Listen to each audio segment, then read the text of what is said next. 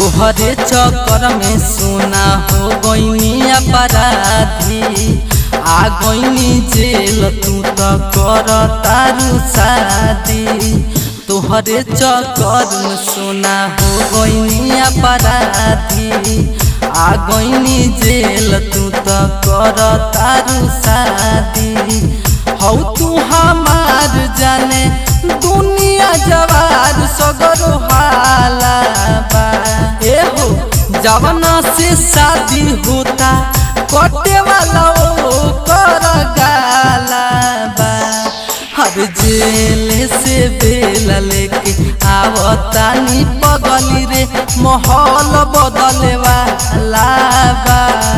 हर जेल से बेल लेके आवतानी सोना हो माहौल बदले वाला बा।